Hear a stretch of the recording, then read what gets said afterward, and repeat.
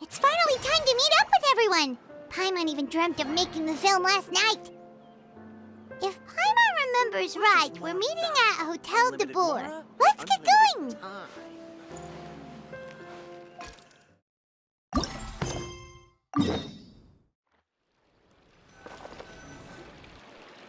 Ayaka! Yoimiya! You're already here! Good morning. Xavier said yesterday afternoon went well. Yeah, and how about you, Ayaka? What were you up to yesterday? After we split up, Ayato went to see Udex Nervillette at the Palais Marmonia. I was originally thinking of going with him, but he said he could manage it himself. He told me to go see the sights around Fontaine and to enjoy the local culture. So I rode the aqua bus with Yoimiya and visited the opera house on Aranias Island. Yeah, you wouldn't believe what we saw there! 2 mechanical puppets that were dancing together! You've already seen them, right? Yeah, those two! Amazing, aren't they? We sat and watched for quite a while. It was mesmerizing, like we could keep watching them forever. Oh, it was the same for us the first time we saw them, too! Afterwards, we went swimming at the beach! Well, diving, to be exact. It was the first time I ever breathed underwater! I held Ayaka's hand and we counted down together. 3, 2, 1, and then splash! We were beneath the waves.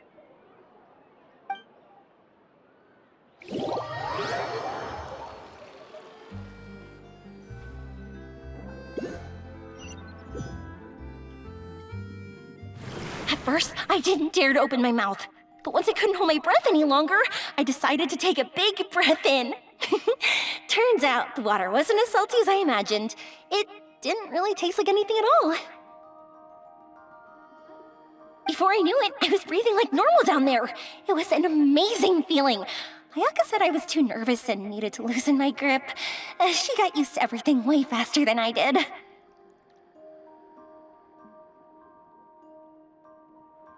I knew that the Traveler could do it, so I had no doubt we could do it too.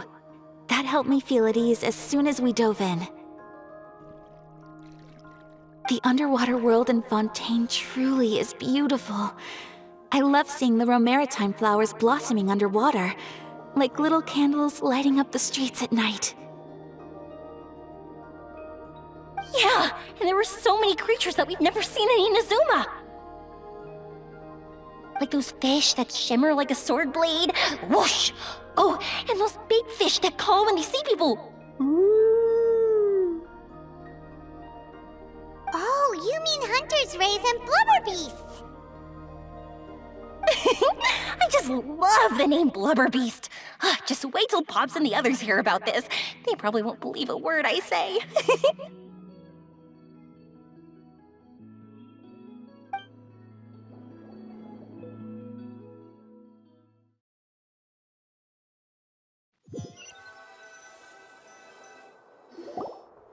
Yoimiya was down there for quite a while.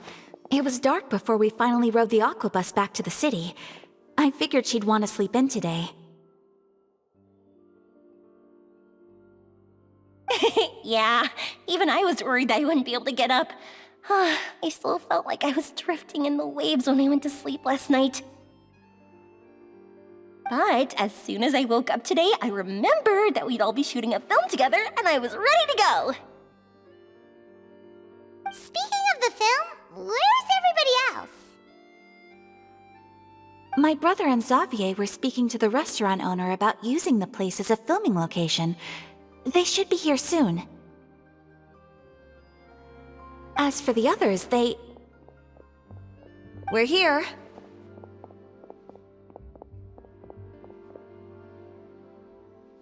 Please excuse my tardiness. I just finished the Special Patrol's 6-mile morning jog.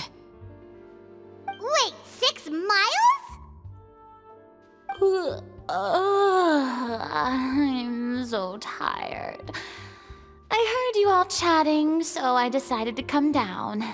I sure could use some of that endless energy everyone else has. Good morning, everyone. Morning. Can someone fetch me a cup of coffee? More milk, hold the sugar. Sure, I'd be happy to do that for you. No, you can't go anywhere. Please, have a seat over here so I can get started on your makeup. Ugh, the last thing I want is coffee stains on my costumes. I can get the coffee. It's the perfect job for an assistant.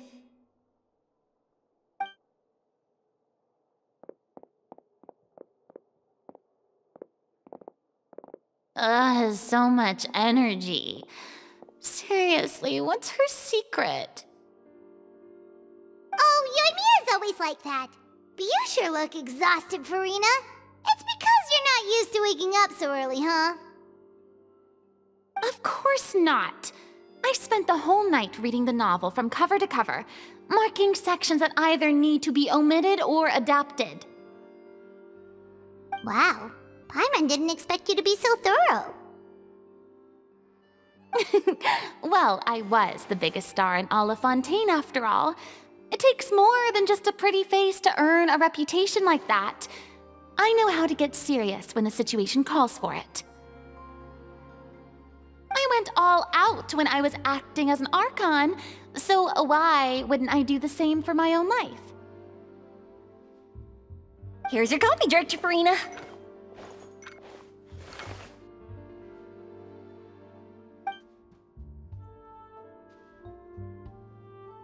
Oh, thank you. The sound of being called director and the aroma of coffee feels almost as refreshing as hearing the birds chirping in the morning.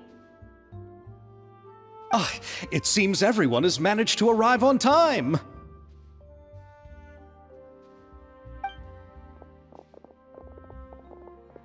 We've reached an agreement with the restaurant owner.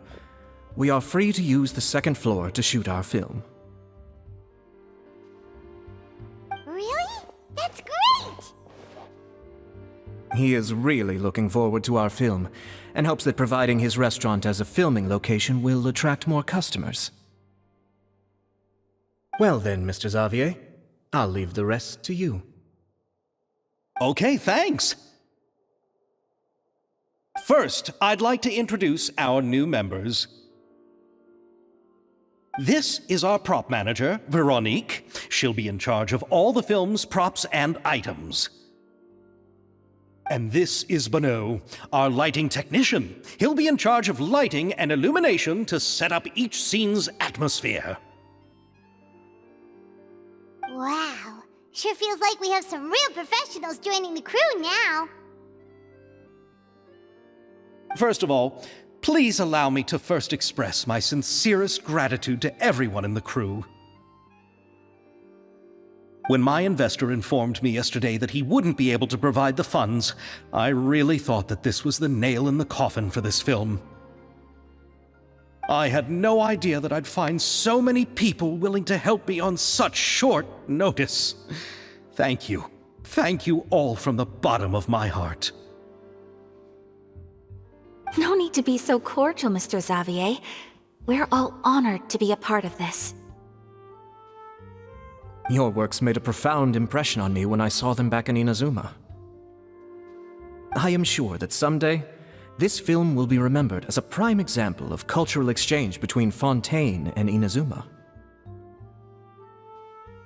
Yes, the story is the reason I agreed to join. I can't bear to even imagine what this film would look like without the very best director.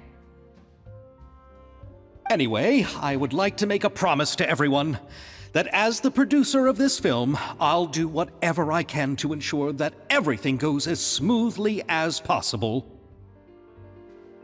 This is not just my film. It also embodies the thoughts and feelings of every person here, as well as the endless effort we are about to pour into it.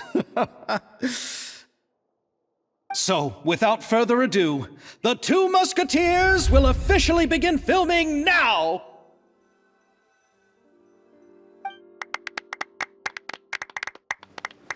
You may take it from here, Director Farina. All right. Listen up, everyone. The first scene takes place when the two young musketeers are living at the Baron's home, still unaware of all that is about to happen to them. We'll need props and lighting to set the scene. Our lead actors can go get their makeup done, and extras, please take this time to go over your positions. Whoa.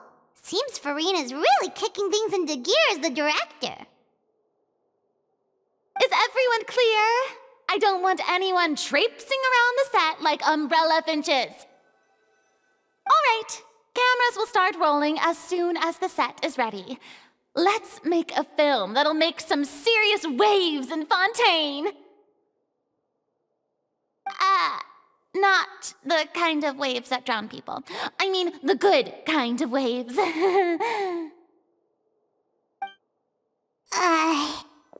like she's still a bit traumatized by that. Anyway, let's go see if there's anything we can do to help.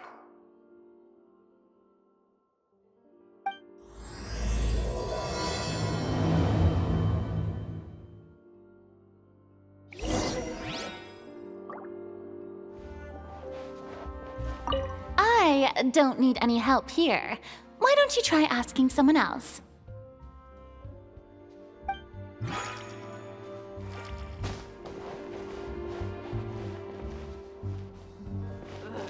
So annoyed. So this is what a musket looks like. Not exactly.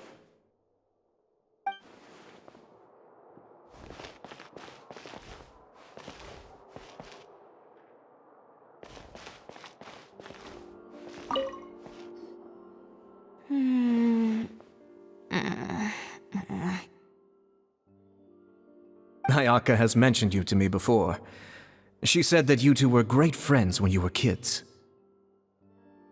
No talking. I'm thinking about how to do your eyeshadow. Ah, yes. To help me really look the part. To achieve a more young and naive look for this scene. Are you saying the wrinkles around my eyes are too deep?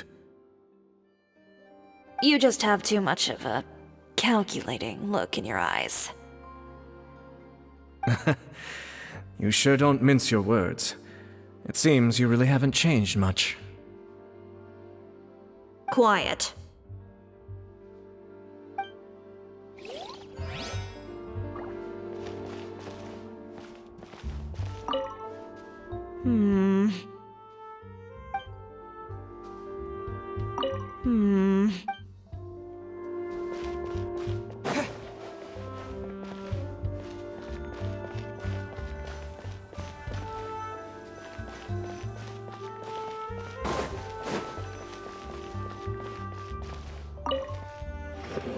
How about here?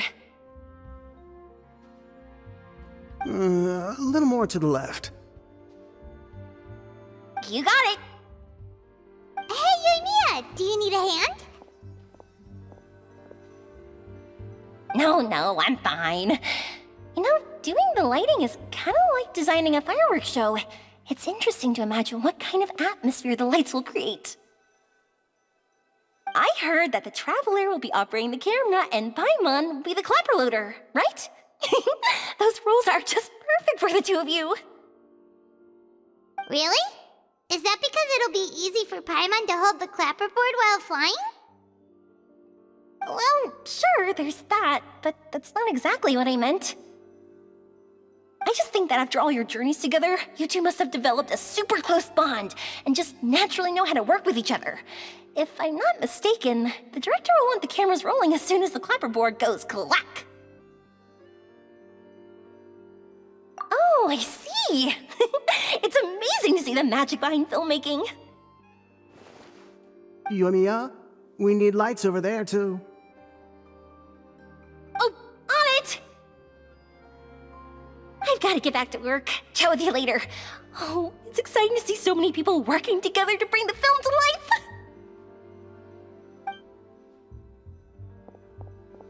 Seems like Yamiya's really getting into it. But she was right. We do have a super close bond, don't we?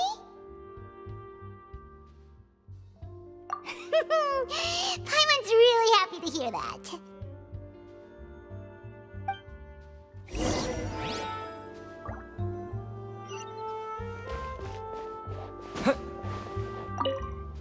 I don't need any help here.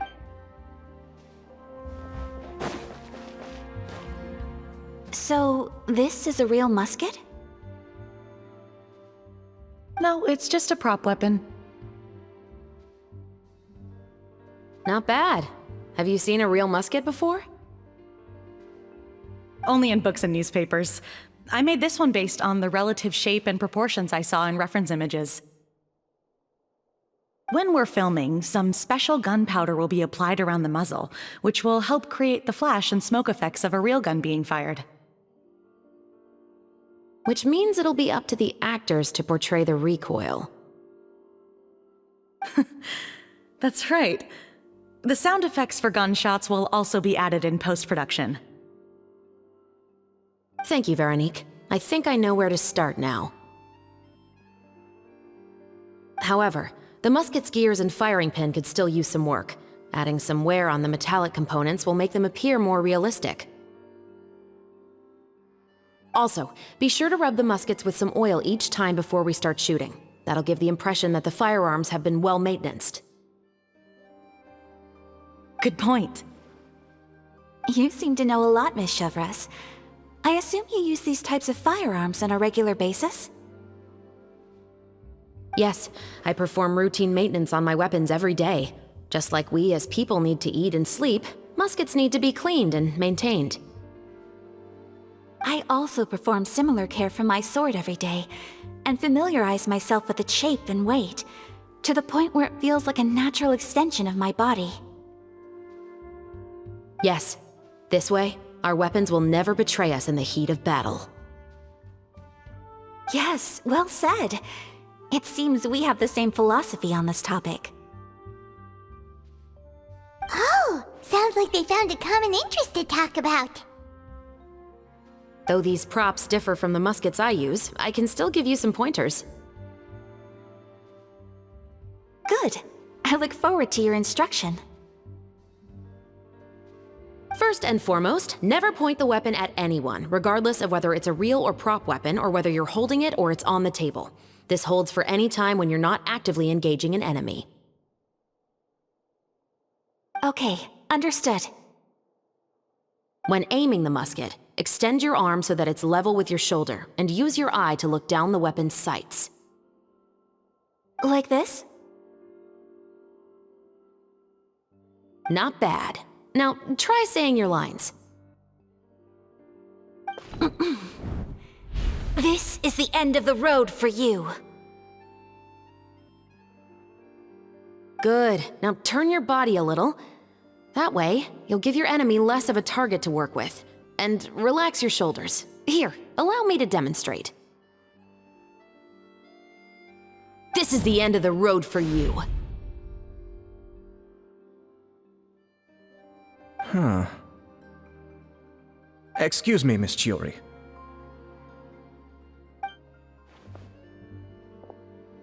Director Farina, there's something I wish to discuss with you. Oh? What is it? Like this? Yes, much better. What do you think? I do see your point. But are you sure you wish to do this? I believe it would be most fitting. Well, if you insist. All right, I understand. Miss Ayaka, Miss Chevres, could the two of you please come over here? Huh? What's going on on, are we gonna start filming now? Let's go see.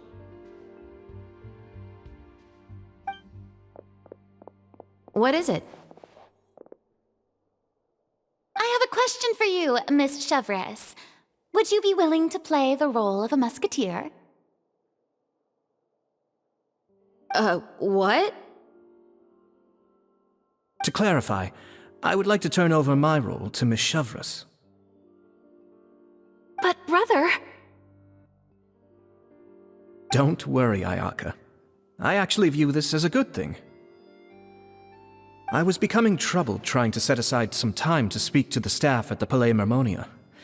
I would like to have some conversations about the cultural exchange between our two countries, and I've heard that the bureaucratic process here can get rather complicated. Now, I will be able to focus on my work.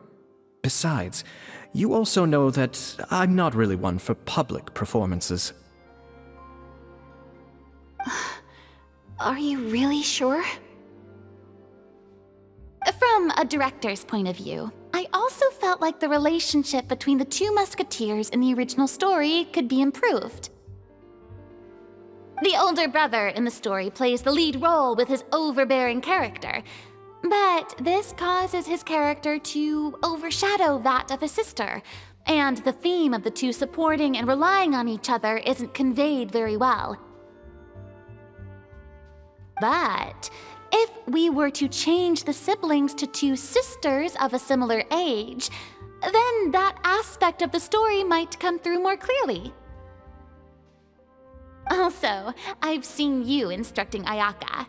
That cold and dignified personality is exactly what we need for the older musketeer. Of course, even with all these insights, the decision should still be made by Miss Chevres. Chevres mentioned that she really likes the story, right? Paimon bets that she'll take the role. All right, I'll take the role. Good. It's decided then. I'll get started on making edits to the script. We'll also need to make some immediate adjustments to the lighting, props, and costumes. I have a feeling that our adaptation will be even better than the original story. You're doing a great favor for me, Miss Chevres. You have my gratitude. Don't mention it. I like this character, so if anything, I should be the one thanking you. Well, since my brother is the one who brought up the idea, I suppose there's no need to worry. Let's go, Miss Chevres. I look forward to working with you. Please, just call me Chevres.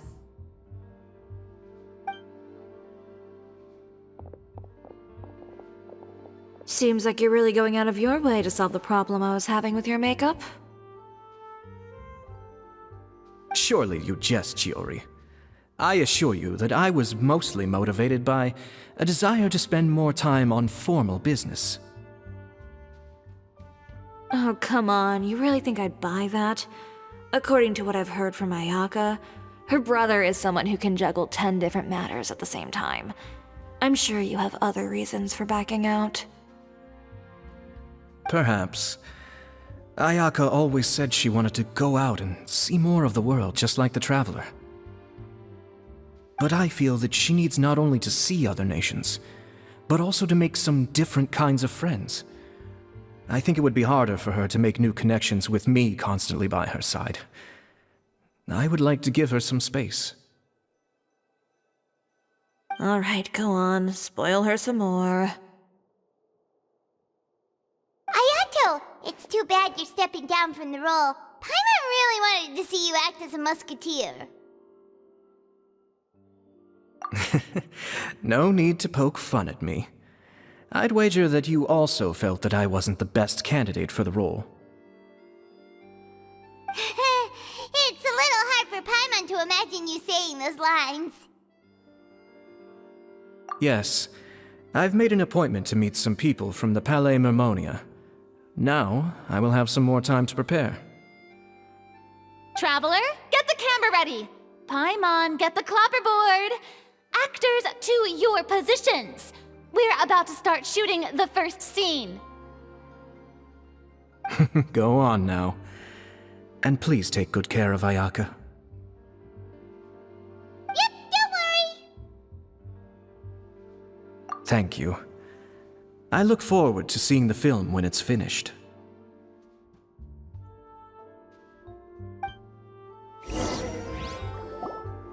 All right, now that we're all here, let me help set the scene for everyone.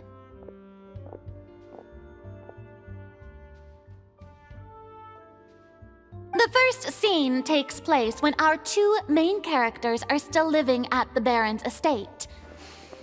They've been ostracized and verbally abused by others in the household, but they still have no idea why.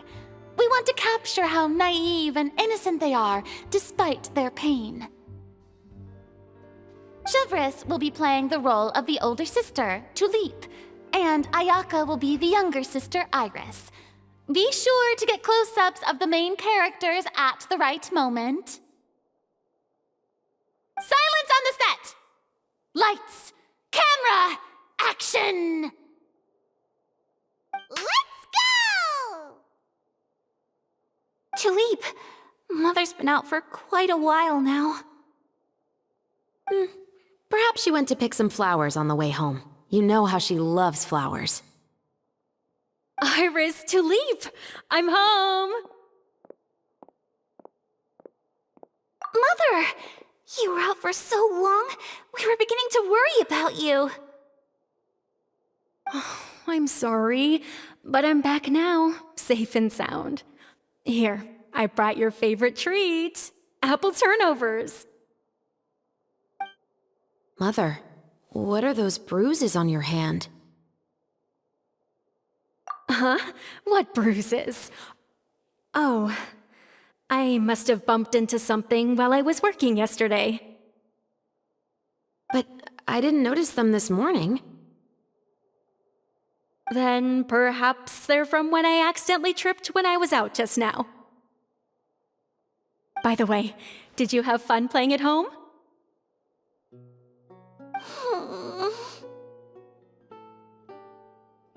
What's the matter, Iris? Well, we've realized that no one really wants to play with us. They even took Iris's doll and spat at us.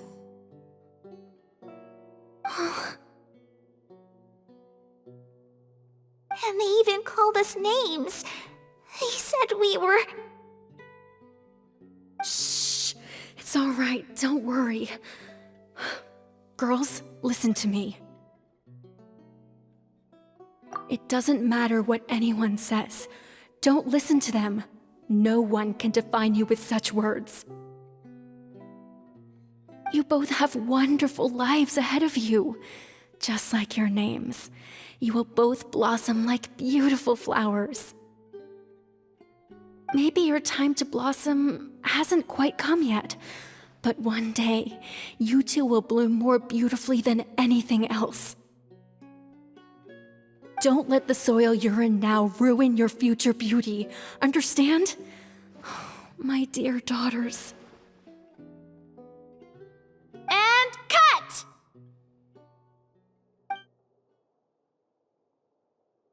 Not bad. The actors' emotions were all on point.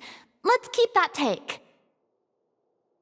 Also, if our clapper loader could avoid shouting at the start of the scene next time.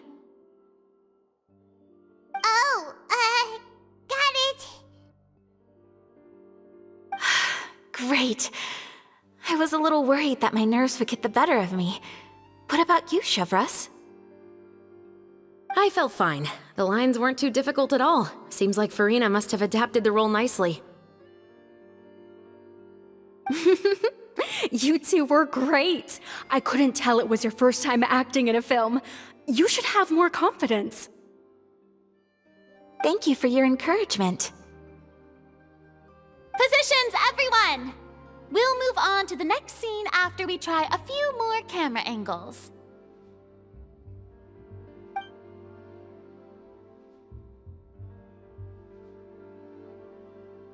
This scene is when our two characters return home, only to discover their mother has been murdered. Ready? Lights! Camera! Action! Mother, we're back! Mother?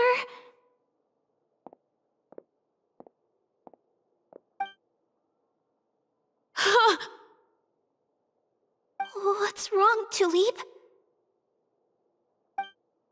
Iris, stay away! Huh? Why? What's...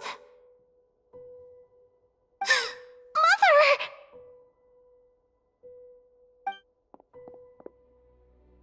Mother... She's...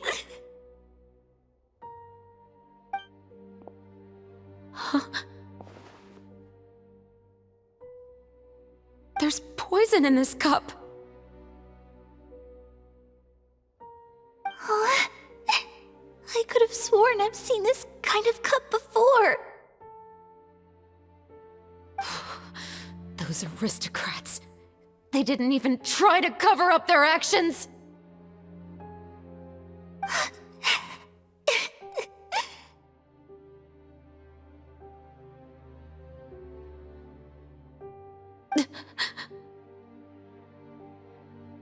Iris, we need to leave this place. Leave? But now that Mother is gone, where can we even go? Anywhere. All I know is that we can't stay in this house.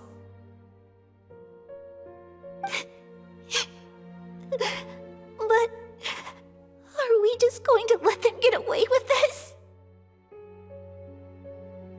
We'll have our revenge, I promise you. Just not right now.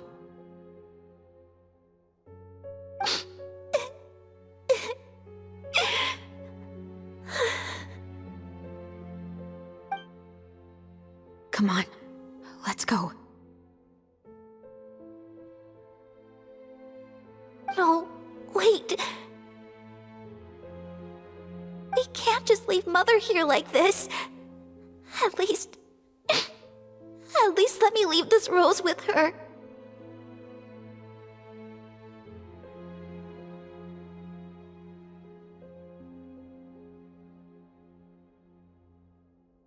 That's why we went out in the first place. To buy her this flower. All right. Goodbye, Mother. We'll avenge you. Someday. And cut! Beautiful! Great performance! Oh my, you're so amazing, Ayaka! And were those real tears I saw? How did you do it? I was surprised too. Thank you for the kind compliments. Actually, as soon as Director Farina said action, I told myself not to think about anything. I just felt the weight of the moment and became the character. It's quite similar to practicing the art of the sword. You clear your mind and focus only on what's happening in front of you. Ayaka's performance was amazing. Have I discovered an acting prodigy? Pipe down, everyone! We need to move on to the next scene!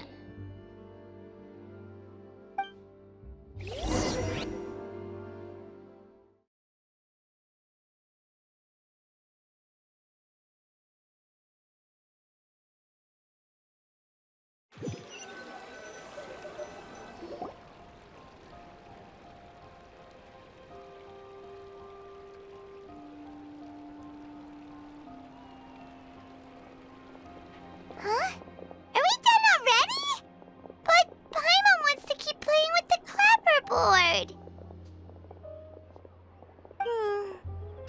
deal, Traveler? Is your arm sore from holding the camera all day? Good work, you two. You too, Chevres. You were quite the actress today. I've read this novel many times before. I have a good grasp of my character's mindset. Anyway, do you remember my request from yesterday? Oh, right! We were having so much fun that Paimon nearly forgot! You have a case where the murders seem really similar to the cases in the novel, right? So, how are they similar exactly? In the story, the main characters grow up to become two musketeers, always using their guns to carry out their revenge. And on each of the victims, they place a rainbow rose as a signal that they've returned. Yes, that's correct. We found rainbow roses just like in the novel. Seems like you're connecting the dots now. Oh, that does sound pretty concerning. Especially after seeing the script today. Oh, now Paimon can't stop wondering what kind of ulterior motive the murderer might have. What do you think, Traveler? You're smart. Paimon wants to hear your thoughts. Good. On behalf of Fontaine's Special Security and Surveillance Patrol, thank you for your dedication to justice. There's no time to lose. We should start investigating right away. Follow me. Huh? Right now? But we just got done filming all day. Paimon's so tired. The most valuable intel always comes after nightfall. They are like small, remote islands in the middle of the sea. If you don't stay vigilant, you will pass right by them in the fog. That's how one of my favorite books always puts it, at least. So, where are we going right now? Let's start by checking out some workshops that sell mechanical components. If the culprit is making their own weapons, it's very likely that they'll visit those sort of places.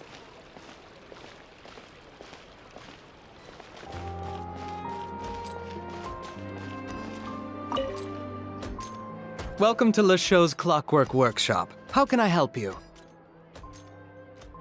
Hello. I'd like to know if anyone has purchased some special components lately. Special components? Sorry, could you be more specific?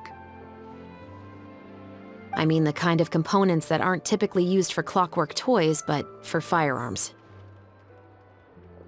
Huh? For firearms? No, we don't sell those sort of things here. Don't misunderstand. I'm not here to cause any trouble. We are merely investigating a case, and we're hoping that you could cooperate. Well, to be completely honest, I'm not even sure what kind of components that would entail. Has anyone ever purchased components here as an individual rather than on behalf of an organization? We have a lot of customers who buy toys, but those who buy components are all regular customers who buy in bulk on behalf of their organization. Is that so? I understand. Thank you for your cooperation. You're welcome. It's the least I can do.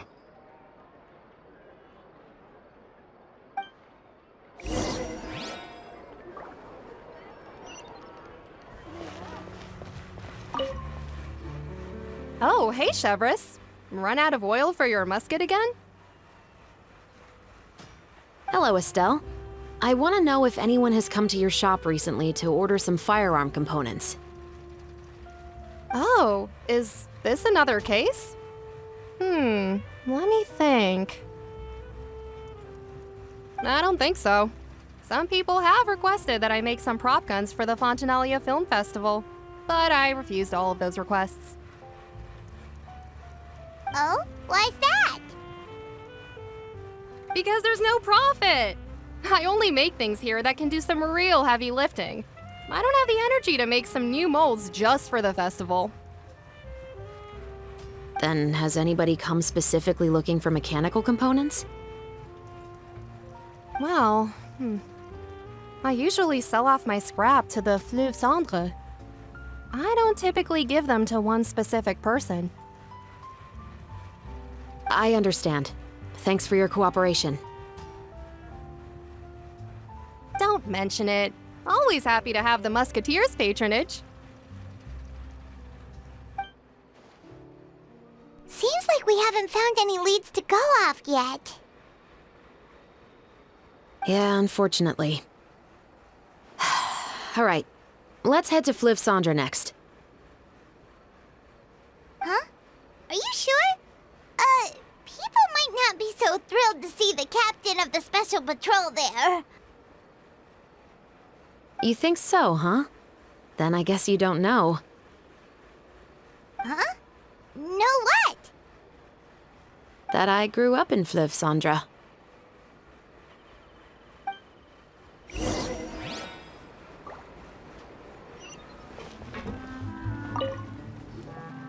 Hello, I'd like to ask some questions. I don't know anything. Don't worry, I'm not here to arrest anybody. You say that now. It's the truth. Here, take this as my guarantee. Wait, did Paimon just see what she thinks she saw? Is the captain of the Special Patrol bribing a citizen? Seems you're different from the other guards. What do you want to know? Have you heard anything related to muskets in Fleuve Cendre lately? Anything at all? Muskets, huh? All I know is that about 2 weeks ago, we started hearing some loud noises at night. So loud that it's been waking me up. Were they gunshots? Possibly. It's hard to tell around here. Someone's house collapsing, a pipe exploding somewhere, it's all the same. But the noises I'm talking about definitely happened after I fell asleep. Do you know where the noises were coming from? I don't remember clearly. Is it that you don't remember, or that you need to think about it some more? You tell me. Then please, think about it some more. She's giving her even more Mora! The noises came from the end of the Southern Waterway. I came out and had a look for myself when I wasn't sleeping well, but I didn't dare get too close. That's all I know. All right, I'll take your word for it. Thanks for the pâte de fruits.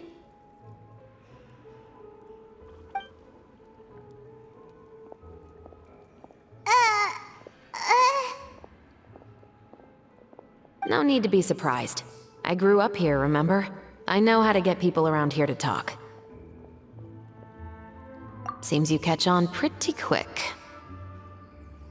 Now then, let's keep going.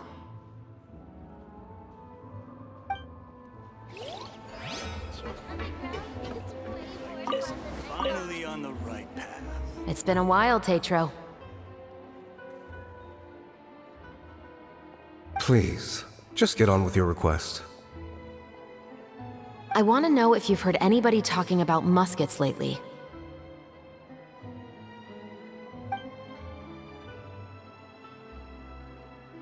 Information isn't free, you know.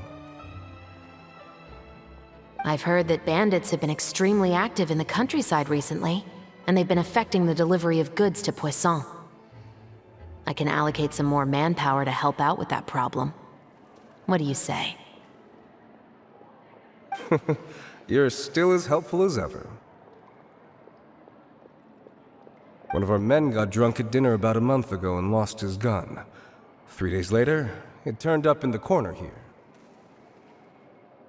What's weird about that? He just forgot where he put it, right? This is Fleuve Cendre, my friend. Anything of value left in the tavern won't ever make it to the next day. But that gun turned out to be an exception. It didn't get any new wear and tear on it, and didn't even appear to have been fired. We were quite mystified as to what could have happened. I suspect it came back because the weapon was already known to the guards.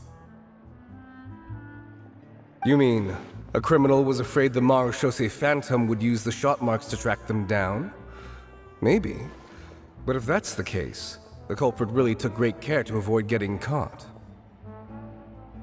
I didn't say anything about a criminal. In Fleuve Sandra, knowing who was killed is as easy as knowing what clothes you're wearing today. It's the guy living in the East Side, isn't it?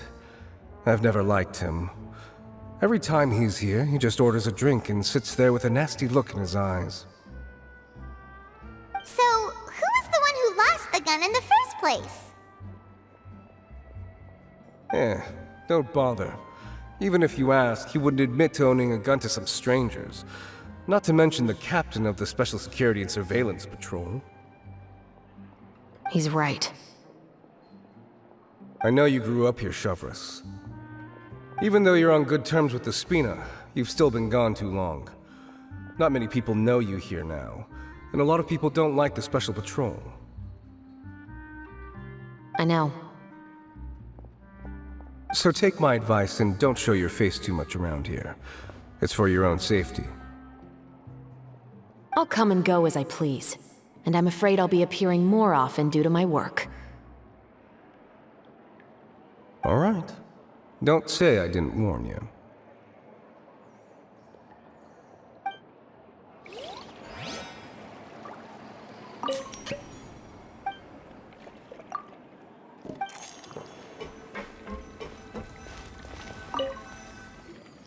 What's all this?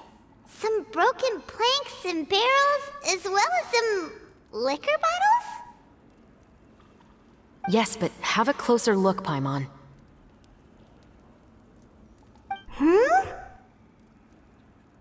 Even though somebody has purposefully tried to clean them up, these are obviously marks from musket bullets. In other words, someone was here trying to improve their shot. They were using the barrels and bottles for target practice. Could it have been the killer? Your guess is as good as mine. Although many people at Fleuve Sandra own guns, few hide the fact from others. And even fewer would go to such lengths to hide markings from practice shots. Anyway, let's go. There might be more to this.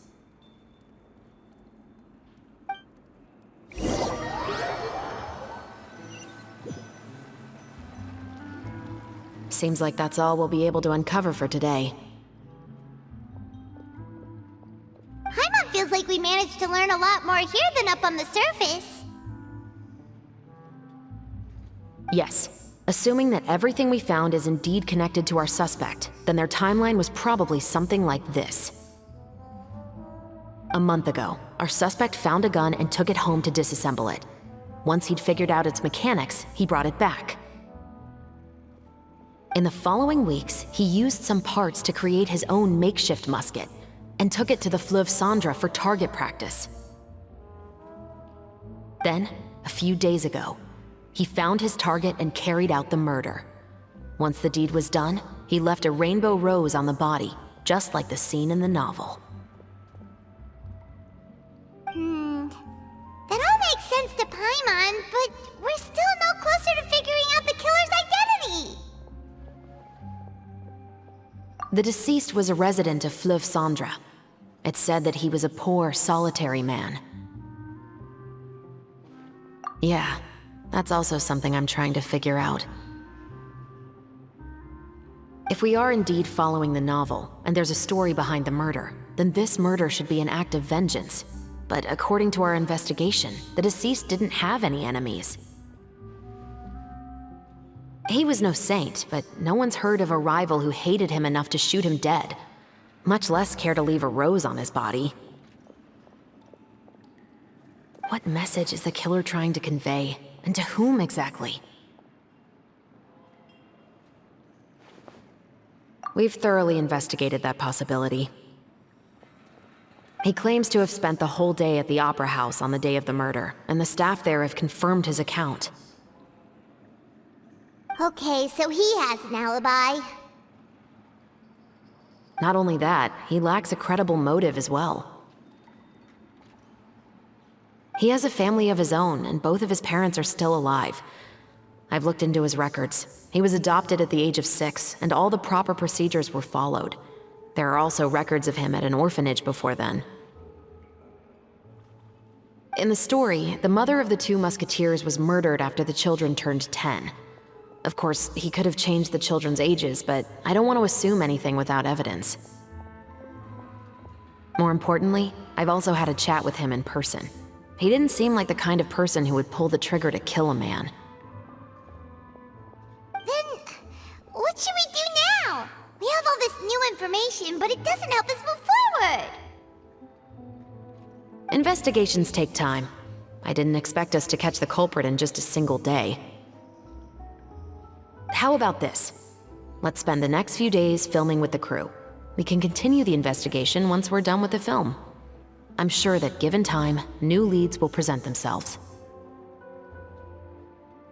Wait, but weren't you saying Intel is like small, remote islands in the middle of the sea just a moment ago?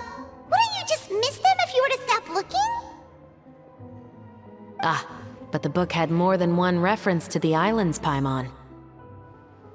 Oh? What else did it say then? As long as you spend enough time sailing through the fog, you'll eventually come across an island.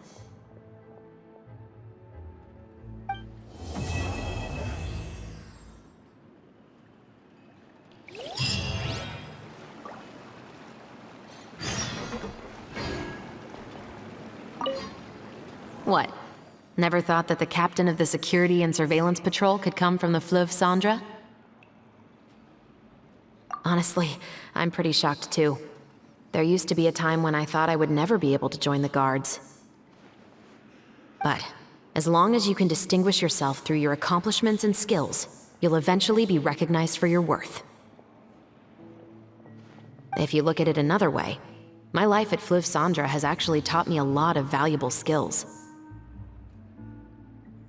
Skills like how to barter with criminals or how to think in their shoes. Of course, I'd appreciate it if you could keep this a secret between us.